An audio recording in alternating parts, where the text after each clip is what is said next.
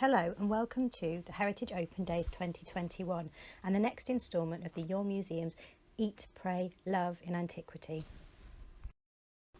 In the Ure Museum we have one pottery offering tray which dates between the First Intermediate Period and the Middle Kingdom.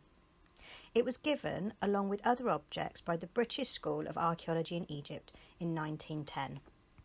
This oval offering tray has a T-shaped libation channel along with an ox, some bread and some vegetables. Pottery offering trays are not to be confused with the stone offering tables that are found throughout Pharaonic Egypt. The ancient Egyptians had a belief in the afterlife, which meant that they had to bring everything that they had in life with them to share in the afterlife. This could include furniture, clothes, and especially food and drink. Artistic representations of food were commonly found on tomb walls, the most common of which would be the staples, bread, beer, but it could also include poultry and fish.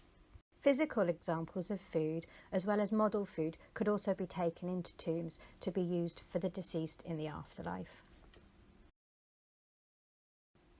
Pottery vessels would also be included in elaborate tombs of the wealthy to even the most simple shaft tombs of the poor to enable the deceased to be able to receive liquid sustenance in the afterlife.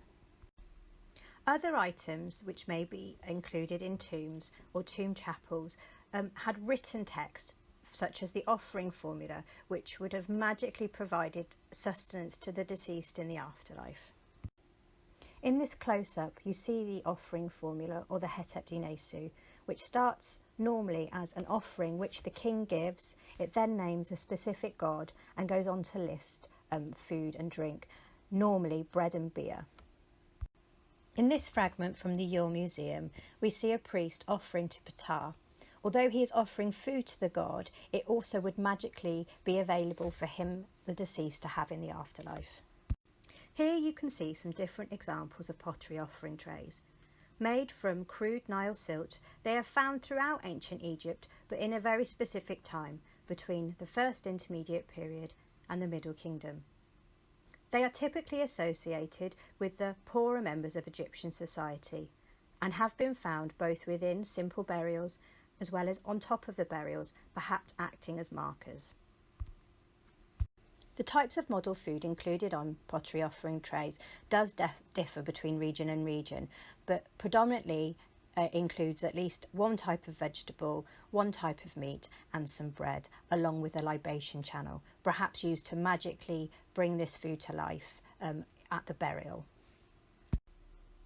To conclude, the ancient Egyptians had elaborate ways to provide food and drink in the afterlife, from beautiful tomb decorations to model food, but they also had the ability to produce these cruder pottery trays which made sustenance in the afterlife available to all members of society, not just the very wealthy.